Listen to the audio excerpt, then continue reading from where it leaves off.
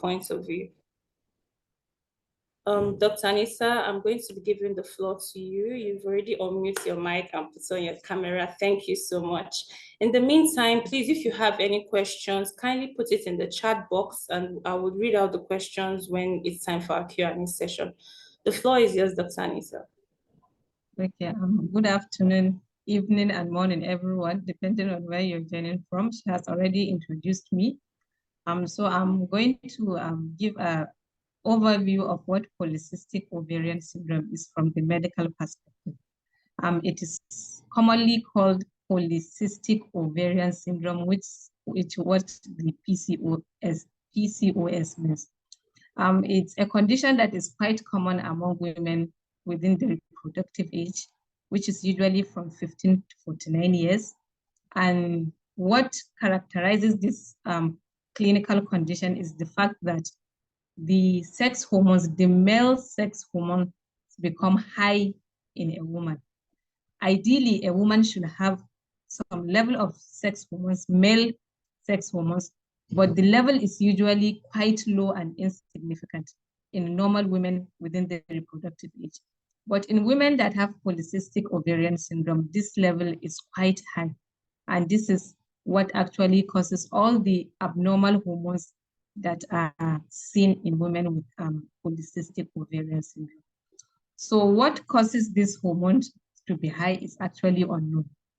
Yeah, it may have some familial tendencies. That is, it usually occurs in families. Usually, if a woman presents with PCOS, she has a sister, an aunt, or a mother that has that condition. But there may be some women that it actually seen for the first time in them. That is, they may not know whether they have a family history or not. And clinically, if this, what is also noticed in women that have this polycystic ovarian syndrome, they have insulin in their body, but their body doesn't recognize that insulin. So we call it insulin resistance. So they have high level of male hormones, male sex hormones in their body. And then if you look at it clinically, they have insulin resistance, which is actually the body is producing insulin, but your body system doesn't recognize that insulin, so it doesn't work in your body. So these are usually the things that medically happen in polycystic ovarian syndrome. And the symptoms we see in these women are actually related to this high level of sex hormones, male sex hormone, and then the insulin resistance. So from actually, it is like a systemic disease. Since it has to do with hormones, it is a systemic disease. The features can be seen in almost all the body systems. But for us in gynecology, there are two things that usually make patients to present to us, and we start thinking about PCOS. The first thing is their menses is abnormal. And we know women, whenever you see any abnormality, even if it is a change in one day, usually they seek for help. And the reason for this abnormality in menses is it has to do with that high male sex hormone, because menses is something that is regulated by the female sex hormones. Yes, and once the male sex hormone is high, it affects that. So you see a woman presenting, she tells you she doesn't see her menses regularly. That is characteristic. Maybe she sees her menses in January, then February she doesn't see, March she doesn't see, then maybe in April. So that is usually the first complaint. And then in some cases, apart from the fact that the menses doesn't come as regularly monthly, then the amount also reduces. And this is actually due to an ovulation. Ovulation occurs because of normal balance in the female sex hormones. But the high male sex hormone doesn't allow the female sex hormone to function normally. So the women don't ovulate, they then menstruate, and then invariably they have problem getting pregnant. And that is typically what makes them present to us. Then for the insulin resistance, usually it is associated with weight gain. And then for the high level of male sex hormone, the woman can present with abnormal distribution of hair in their body. They just have male hair distribution. Women develop bald. Women, they have hair recession, just like typically seen in men. And then sometimes if the hormones are so high, the level of male sex hormone are so high, they may actually have some darkening in their body. They may have it at the back of their neck. They may have it all under their armpits. And some even develop voice changes. Their voices become very hoarse like a male. And all these are as a result of high level of male sex hormone. And some have acne, even though females normally can have acne. But if the male hormones are high, they actually develop something like severe acne and oily skin. So these are some of the clinical presentation of polycystic ovarian syndrome.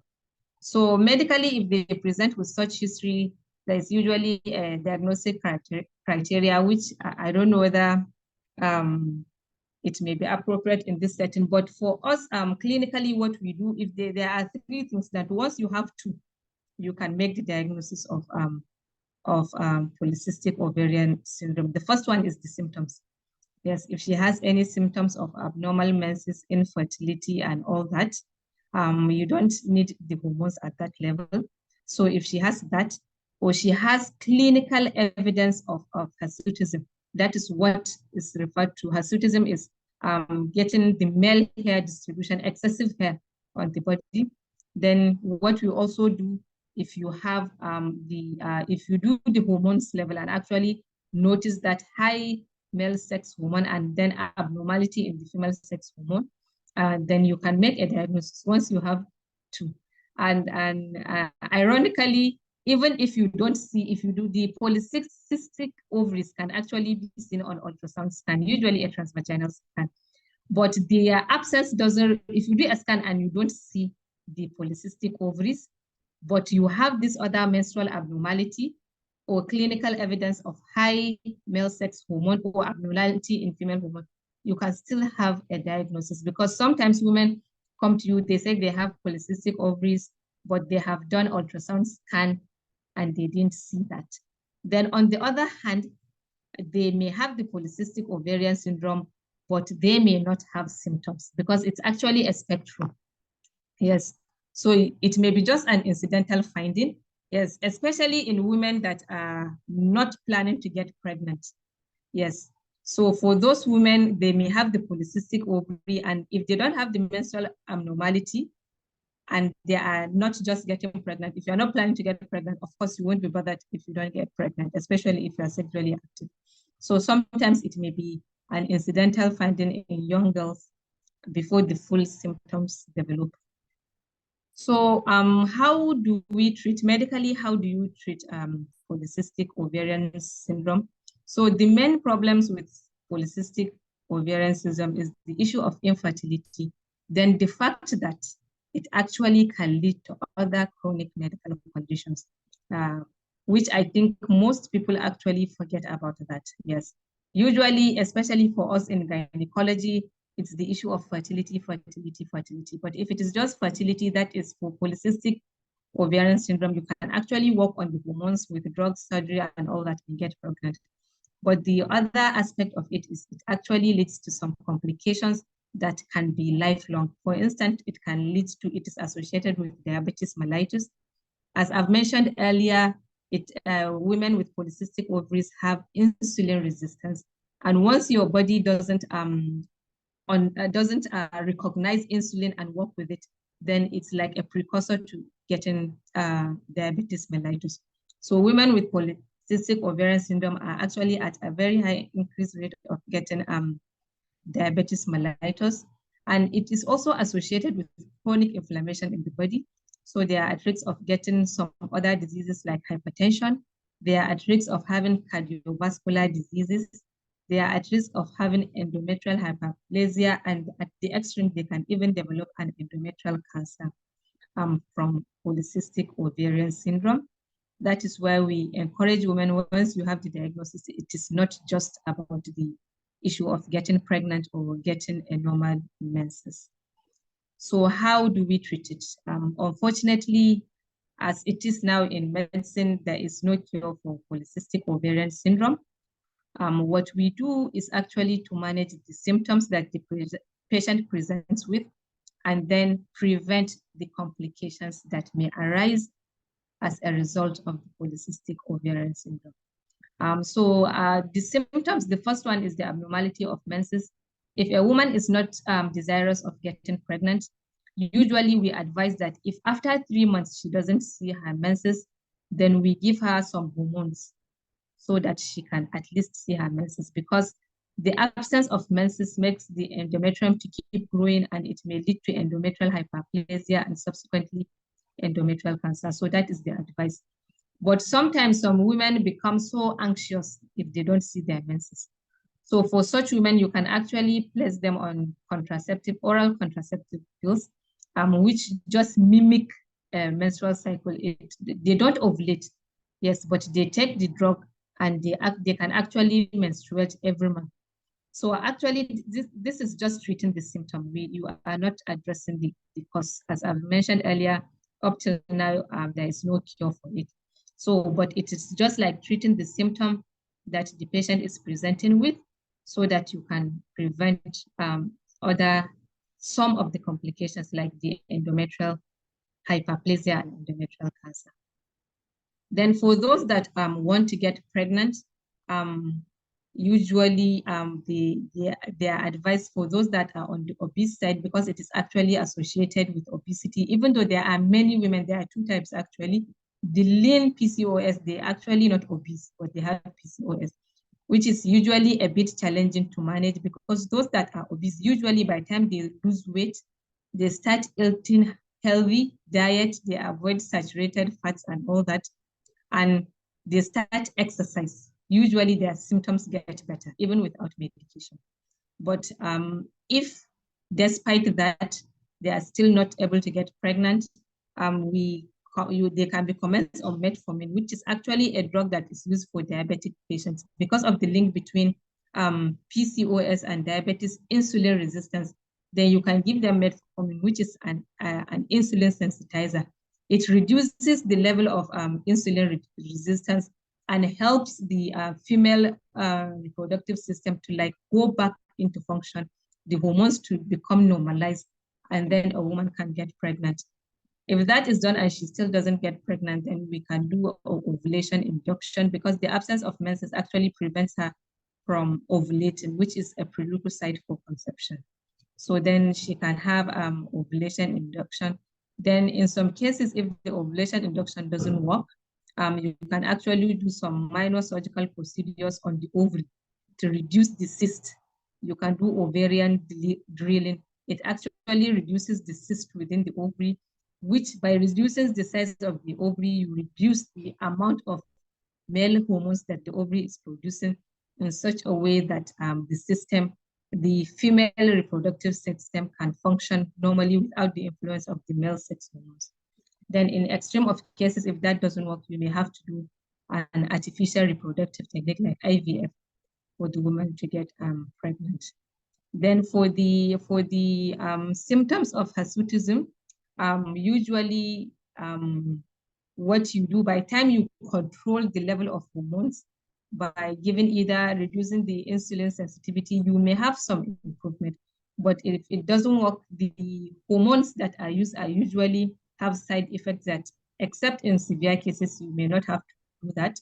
But you can have laser surgeries if you're having embarrassing symptoms like a woman having beard and all that, then beard and all that, then she can actually have them some topical agents to apply, or shaving and all that.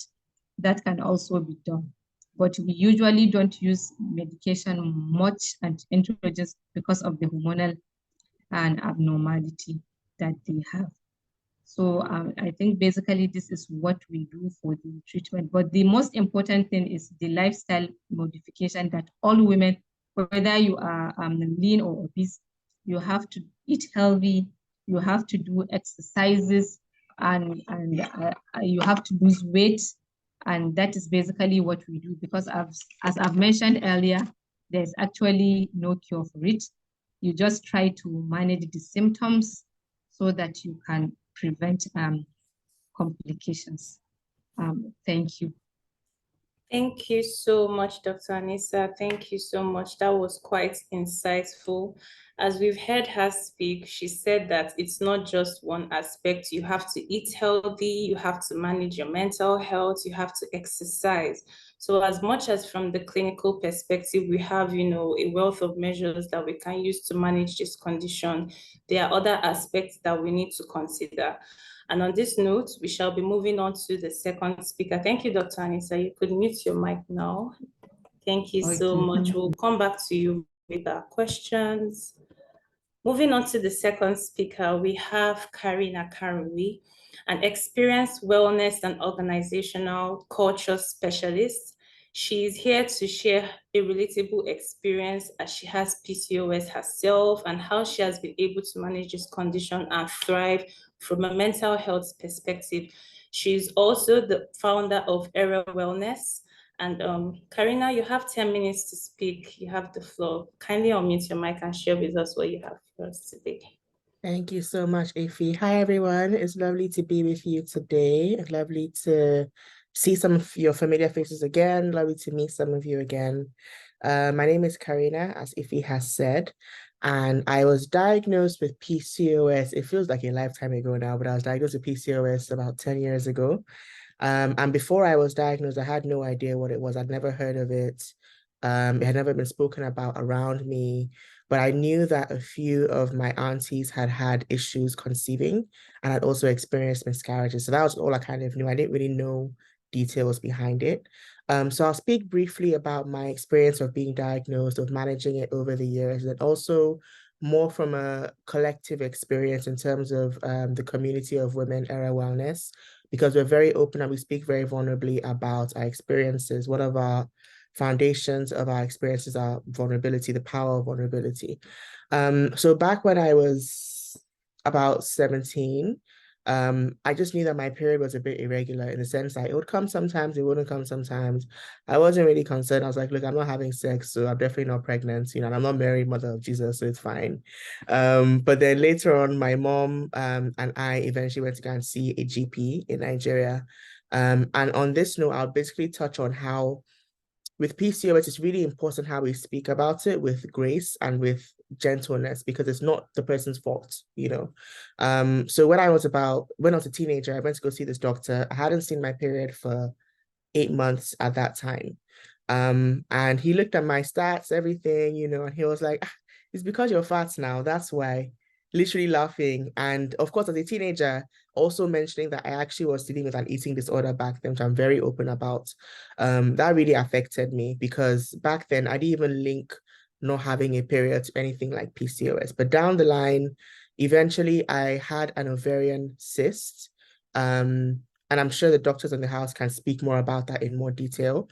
But from my understanding, we're meant to have ovarian cysts as part of our normal cycle as women, and they're meant to be about 2 millimeters. I hope I'm not making this mistake. I think it's centimeters or millimeters, but mine was 9. So it was more than 4 times the size. So I was having a lot of pain.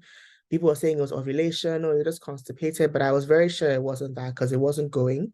Eventually we went to go see the doctor, went to the emergency room, and it was an ovarian cyst that I was meant to have a surgery to take out. But honestly, I think it was a miracle that the ovarian cyst kind of disappeared on its own.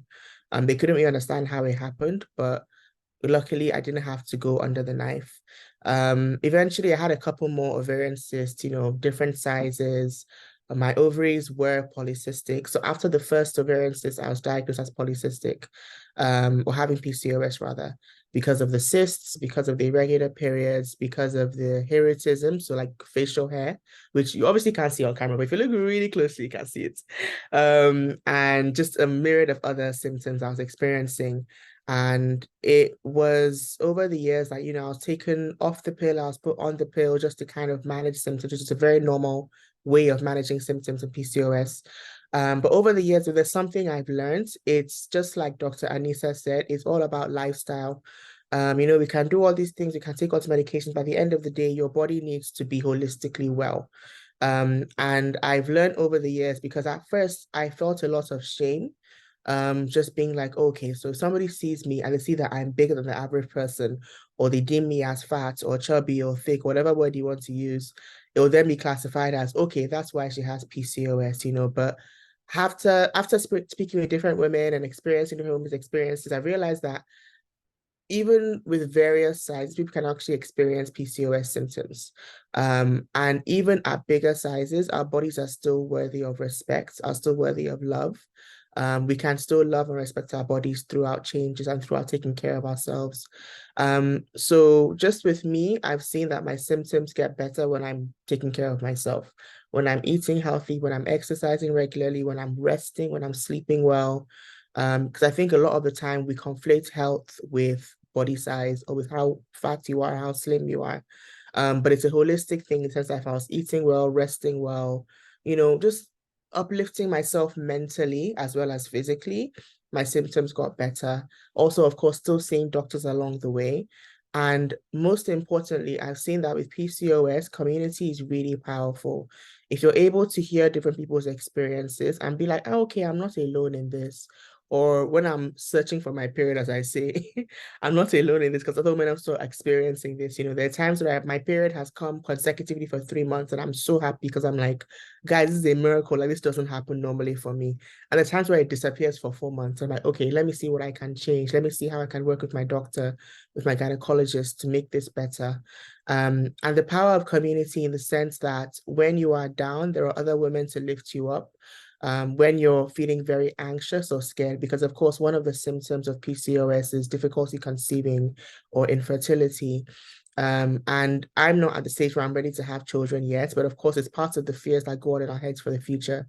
But being able to see women who have had children, who have conceived, who have carried children to term, who have given birth to happy, healthy children, it's really encouraging. And that only happens when you're plugged into a community that speaks about these things openly. And honestly, I'm really, really happy that Debo Africa is doing this today because we're having, people who are sharing their experiences like myself, sharing experiences of communities like Area Wellness's community, sharing experiences of doctors, the knowledge of doctors, and being able to speak about this openly. Because the more we talk about women's health, the more we're able to close the gap in terms of inequalities and inequities. So I hope I've spoken for over 10 minutes, but that's just a brief interview. I'm sure we'll get more into it in the questions. But just to take away that, health is holistic. It's mental, it's physical, it's emotional, it's spiritual, it's everything. Health is not just how you see somebody and think, oh yes, they're fat, so they're unhealthy. You don't know if somebody who's bigger than you is exercising more or less or whatever the case may be. And I think also we'll touch about mental health later, but I really do feel like therapy is something that everybody can benefit from. Therapy gets a very bad rap. It gets, there's so much stigma around it, but I'll personally raise my hand and say that therapy has made me a much better person, health-wise, relationships-wise, career-wise over the years, from sticking to it and doing the work. So hopefully that's an overview of my experience with PCOS. I'm happy to answer more questions in depth. And again, thank you so much for having me today. It's great to be here. Thank you so much, Karina. Thank you. Please, if you have any questions for Karina, kindly drop it in the chat box and I would attend to it. There was something that Karina said that particularly stood out to me. She said that on the days where she doesn't feel so great, she ups her game in either her diet or her fitness or her workout routines.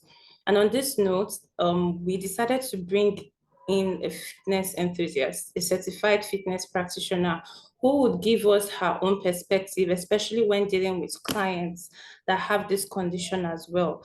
And I would like to introduce her, Priscilla. She's a certified fitness coach with a wealth of experience with managing women of both genders, but particularly women, and on this topic especially.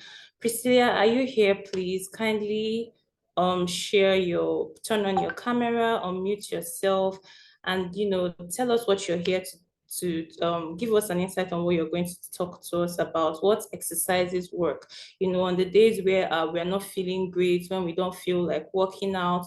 Should we, try out home remedies? Should we just take a walk? Should we go for a run? Priscilla, are you here, please? Could you, I'm not sure. Okay, you're here. Hello. Thank you for joining us today. Hello. Thank you, Deborah, for having me. Yes. Thank you so much. It's such an honor. You have 10 minutes. You have 10 minutes, please. Yeah. Yeah, thank you. Over to you. So I'm just gonna go straight to it. I believe everybody has been told what PCOS is, and then she told me they had a nutrition coach up on board before. So I'm just going to go straight to the fitness part. So basically, most women that have PCOS, I'm going to break it down as simple as possible, struggling with insulin resistance. Okay? Now, when you have insulin resistance, it causes your blood sugar level to spike. Once your blood sugar level spikes, it makes your pancreas in your body, your gland, to produce more insulin. And when your pancreas is producing more insulin in your body, that insulin tends to, I don't know, I hope everybody here knows what insulin is. Insulin is a hormone, okay, that causes your body to break down glucose for energy. Energy is what your body uses for day-to-day activity. So your body is in constant need of insulin every day. So let me I just wanted to trace that back, in case anybody doesn't know what insulin is and how it functions. So just know that it's a hormone, a very vital hormone. So now back to what I was saying. So when your blood sugar level spikes, it causes your pancreas to produce more insulin. And the more insulin that your body is producing in your body, it now tends to come as fat. It makes you gain unwanted fat. And most of us unwanted gain weight. If people, PCOS candidates that gain weight, they tend to gain a lot of belly fat. Most of the weight is stored in your belly. Now, when the weight is being stored in your belly, it now causes that also has a hormone too called estrogen. Now it causes your estrogen levels to rise up, and once your estrogen level rises up, it causes a break in transmission between your brain and your ovaries. Now, when that happens, the break in transmission, that makes you to have like irregular, because there's always the transmission. Your brain, the brain is very vital. The brain controls everything. It's always communicating with all your vital organs. And when there is a break in transmission between your brain and your ovaries, that's what causes you to have all those irregular periods and all PMS symptoms. Now, that estrogen level, estrogen hormone that comes as a result of unwanted abdominal belly fat, also causes you to also produce a hormone called androgen, testosterone. It's a male hormone, testosterone, okay? And what that happens when you have those high level of testosterone in your body, it also causes you to have it's also linked to all the PCOS symptoms that we have, such as your irregular periods, the unwanted gain weight, and that continues, and it's like a cycle. So the more your estrogen levels are going, the more your insulin resistance is coming up, and the more your insulin resistance is coming up, the more your blood glucose. It's just like a continuous cycle. Now, what exercise does is that when you exercise regularly, it improves your insulin sensitivity. Now, your insulin resistance reduces because you know why? You are dropping body fat. Remember, I linked abdominal fat to estrogen levels. And that estrogen level triggers a lot of things in your body, such as your testosterone level going high. So that's what happens. So when you have less body fat percentage and more lean body mass, when I say lean body mass, I mean muscle. The more muscle you have in your body, the less body fat you have, and that improves your insulin resistance. That improves, in a layman's term, that improves the way your body can break down glucose. Okay, so the more you break down glucose in your body, the more your insulin sensitivity is improving. So that's what exercise does for you. So I'll also recommend that you do more of strength training and more of cardio, combination of both of them to help your body recomposition. That's a different topic for another day.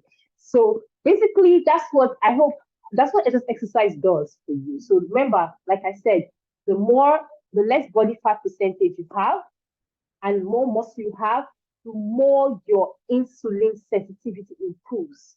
Now, as that improves, your resistance to insulin improves, thereby your body can now break down more glucose for energy. And the more you're breaking down glucose for energy, that way your estrogen levels will drop, and that will help you with your PCOS symptoms. So I hope I was able to explain to everybody properly, and I hope you guys heard me properly too. Thank you so much, Priscilla. Your voice was a bit muffled up, but I think I got the gist of it, especially on the information about insulin level and estrogen going up and all of that. But for the question, but I actually have a personal question, but I'll leave it for when we are moving on to our Q&A session. So thank you so much. I love the fact that you brought in some clinical perspective to it as well. So it's not just about exercising. When we are working out, we have to be aware of how our body works and what we should do to, make our workout routines more efficient for our lifestyle. So thank you very much. Please, if you have any questions for Priscilla, kindly drop it in the chat box, and I'll be reading it out during the Q&A session. Thank you very much, Priscilla. Moving on, we have our last speaker, Dr. Ndiokwelu. Dr. Ndiokwelu is here with us today, and we are honored to have her. She's a dietitian nutritionist with over 35 years experience. Dr. Ndiokwelu, are you here, please? Could you unmute your mic and share your screen? Hello, good afternoon. Hello. Thank you so much for taking out the time to be here with us today. We appreciate you. Thank you very much. First of all, I want to appreciate Debo Africa. I'm happy to be in your midst. Actually, I had to leave a training to be part of you. I've listened to other speakers. From the person who gave a personal testimony, holistic approach is very, very important. But when it comes to dietary considerations in PCOS, you realize that dietary modification and lifestyle changes is the first line of treatment before others. And from studies that have been conducted, research work, it's been shown that low glycemic foods, I hope you can hear me. Yeah, low glycemic foods are so important. Yes, we can hear you. Yeah, and what are low glycemic foods?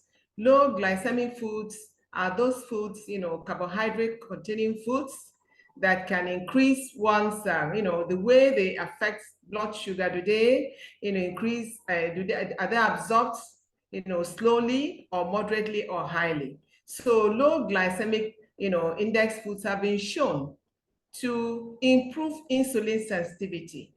And it has also been shown, very helpful in managing PCOS, polycystic ovarian syndrome. It is very, very important. And what are those low glycemic index foods like starchy, staples that are rich in fiber, like beans, whole grain rice, fruit, vegetables, other vegetables, you have low carbohydrate vegetables. Then when it comes to other diets, you're looking at healthy fats. And for healthy fats, total fat intake for them, because I'm a dietitian, nutritionist, we talk in terms of nutrients and we talk in terms of food items.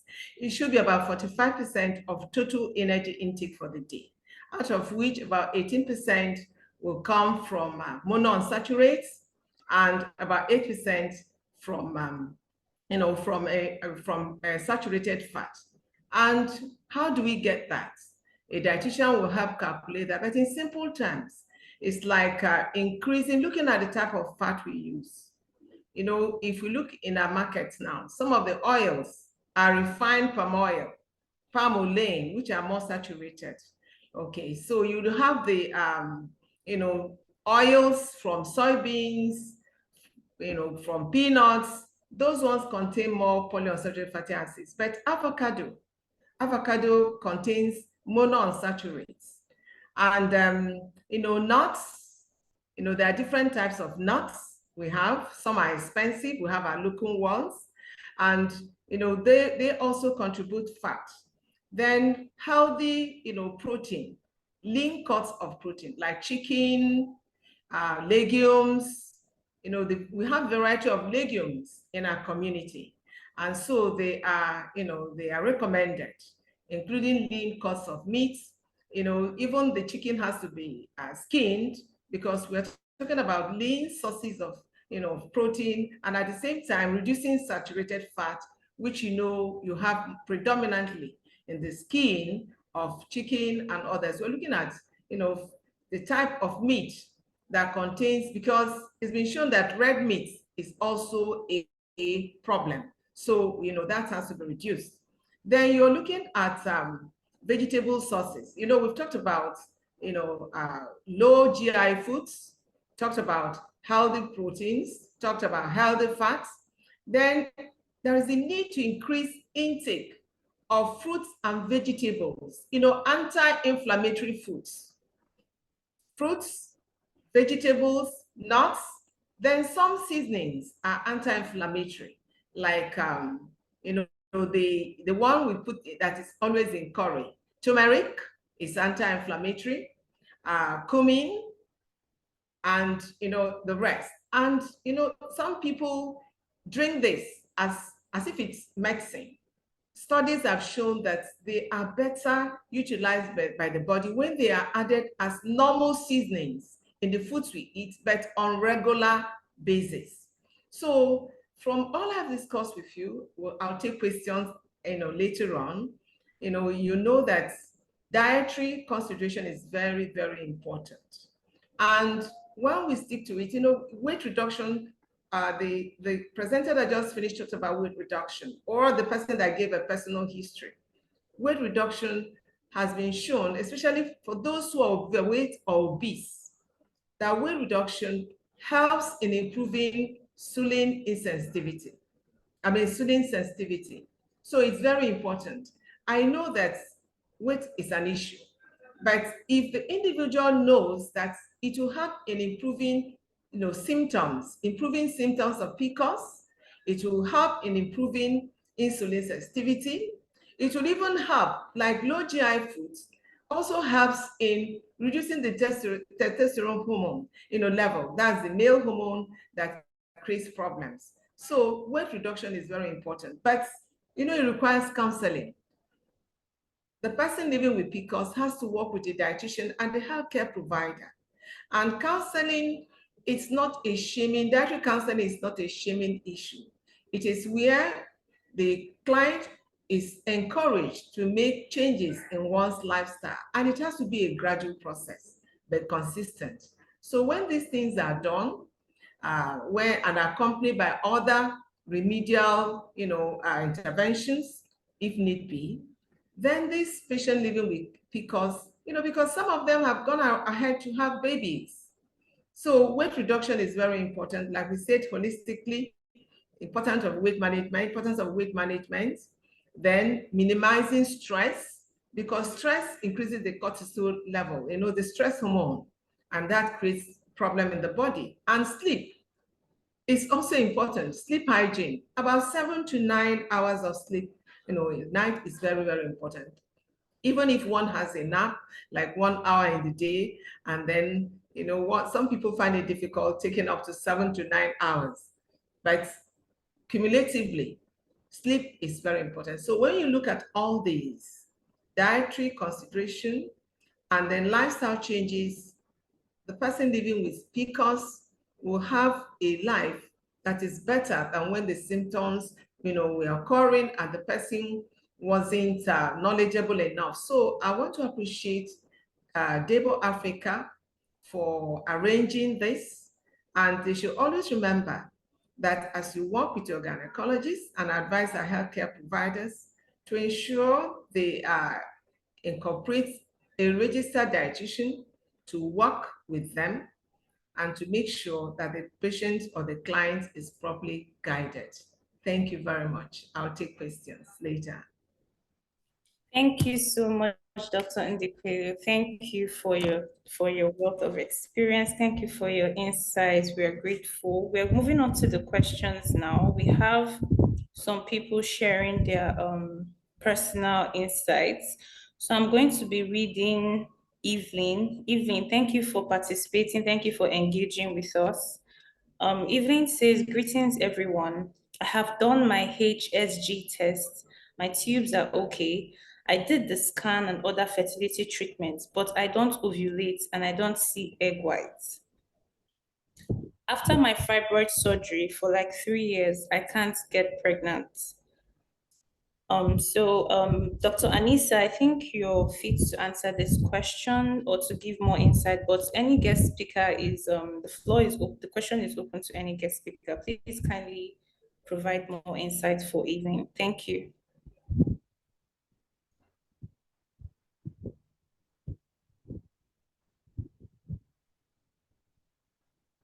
So, the questions, if nobody can answer the question. For the fibroid surgery, I think for infertility, usually you need a complete checkup. Yes, even your partner needs to be investigated to make sure where the problem is. Yeah, so because infertility in 30% of cases, it is the man. In 30% of cases, it is the woman. Then in 30% of cases, you have mixed factors. Maybe the man has some issues and the woman also has some issues. Then in about 10%, you really don't get to know what causes it. So I advise if you don't get pregnant after a fibroid surgery, you need to be thoroughly evaluated. Then for the second patient about that asked about not seeing her, she has done HSG, is normal, not seeing her egg white. I didn't quite understand what she means by egg white, something like that. It's the same patient, but I think she's referring to her ovulation, that she's not ovulating and she's not been able to get pregnant. Okay. So as I've mentioned, fertility issue is not something that one can just say this is the problem, or that even patients with PCOS, it has been found that most of them actually may have other things that actually affect their fertility. So I think if you're having a problem, you think you're having a problem with ovulation, there is need for you to see a doctor with your spouse so that you can be thoroughly evaluated. And once the problem is identified, then you can be managed for that.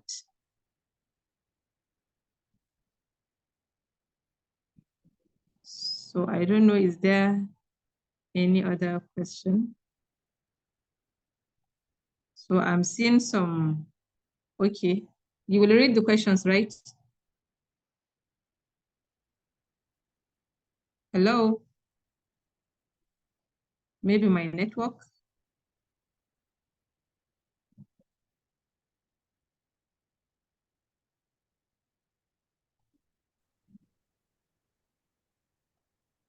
Okay, Sorry, are you hearing me? Yes, I can hear you, Ma. Okay. I think our host has a bit of network issues, so I'll continue from there. So we have another question, and I'll just read that out very quickly.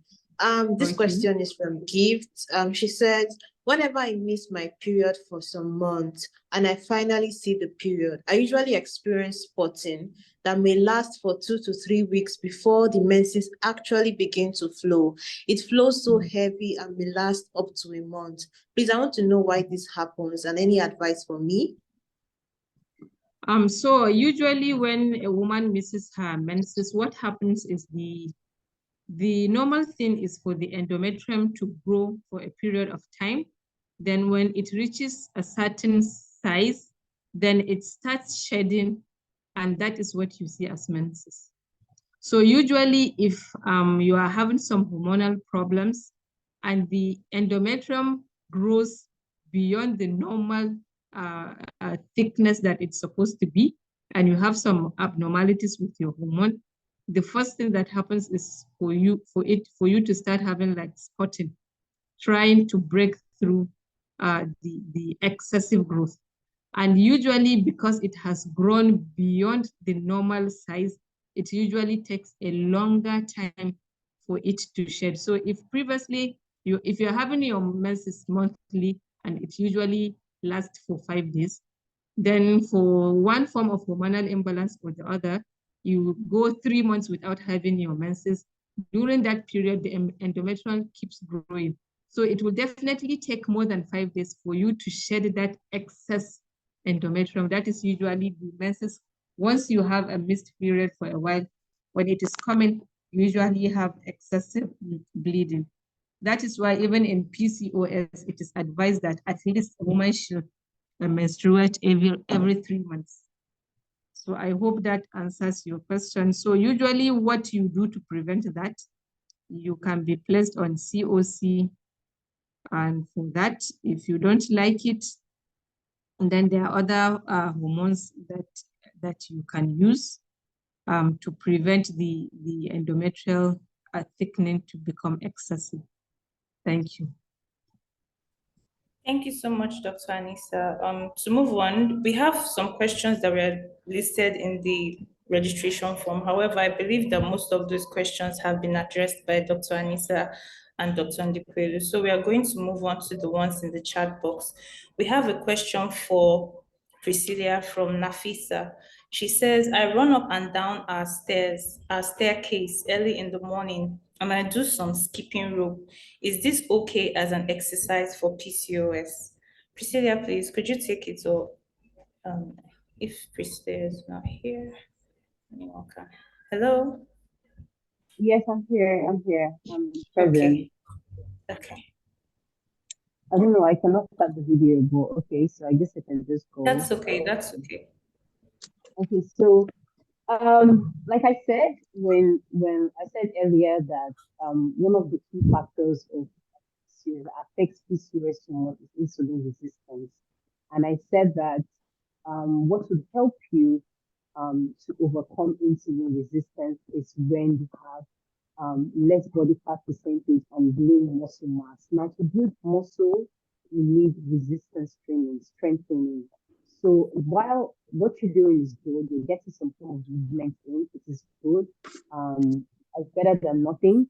I would suggest you move to focusing on building muscle, because the more muscle you have, the less your body fat, the less body fat you have overall, and overall is going to help to improve your insulin sensitivity. So if you can at least make it to the gym, let's say 3 times in a week, that's fine.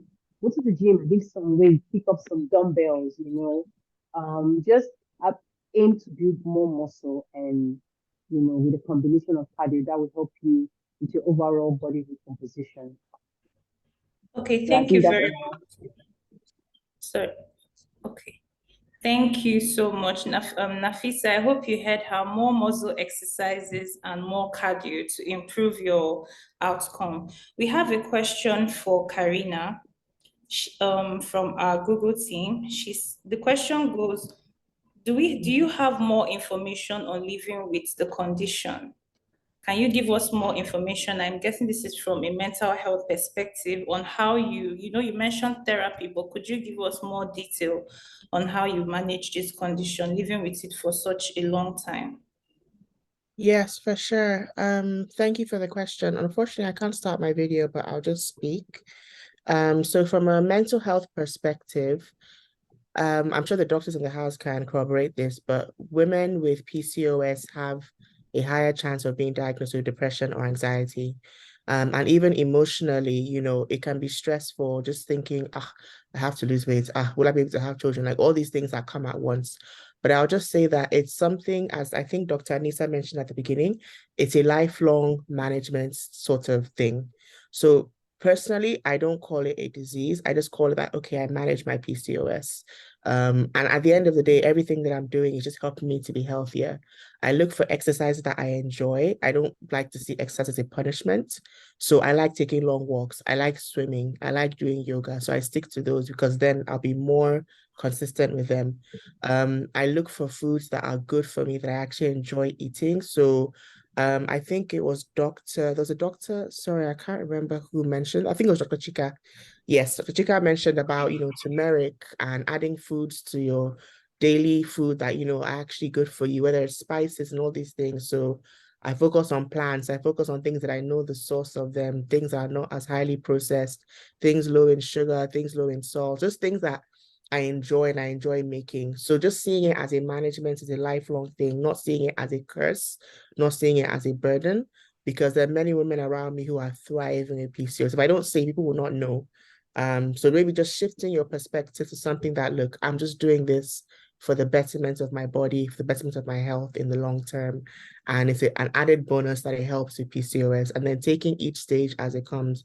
When it's time for me to begin to think of children, I take that stage there. There's no point drinking Panadol for an issue that I have no control over in the present. You know, I'm not God.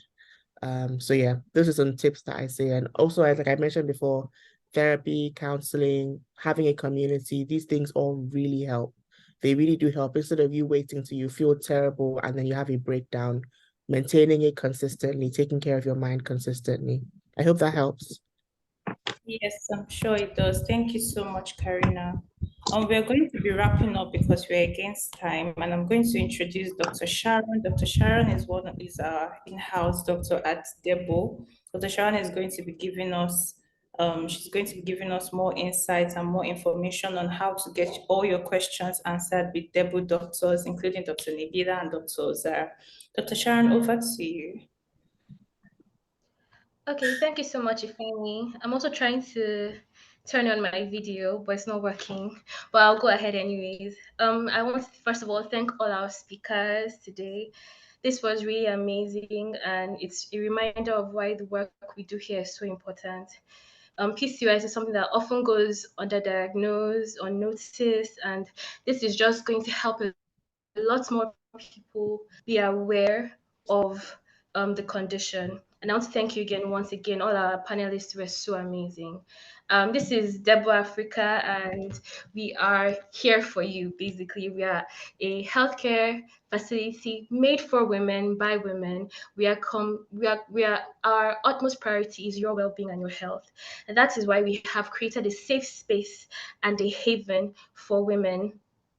And we have our virtual consultation services, which means that you can meet and talk to a specialist as easily as possible. Sorry about that. Okay, I've been told my video can now work, so I'm turning it on.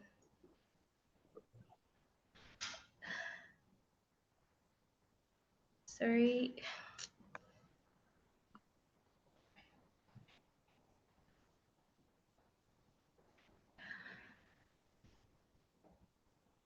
Hello, okay, I'm still having issues with the video, but I'll go on anyways.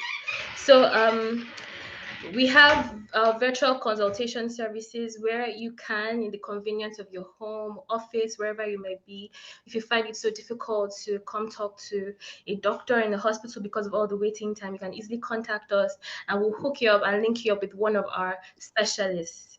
That's something important we do because we understand that as women, sometimes we tend to not be able to pay enough attention to our, and that's why we vision for this. We also have our Debo Lounge, where it's a safe space, a physical safe space where anyone can walk in, because we know that through the registration, some of the people that have registered have been diagnosed with PCOS, and I have friends. I know we all know people who have been diagnosed with PCOS, and we want to just tell them that okay, we have a safe space for you. We have somewhere that you can come and talk about your struggles, somewhere where we understand the intricacies, the complications, everything that has to do with PCOS, and we are welcoming you into our space. So there's that. We also have our newsletter. That's an aspect that is very important because we talk about different topics like this.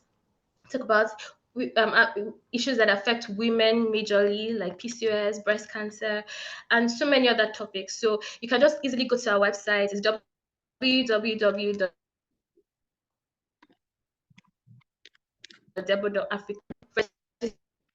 Easily access. Once again, thank you so much all for coming.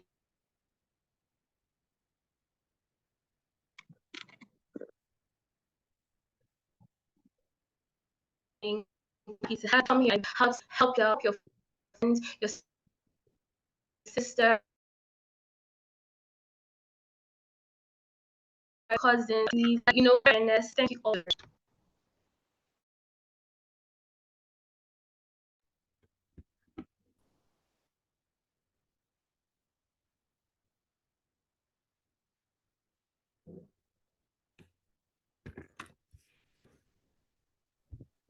Dr. Sharon, Okay, we lost Dr. Sharon, but as she was saying, you can check out our website. I put the link in the chat box.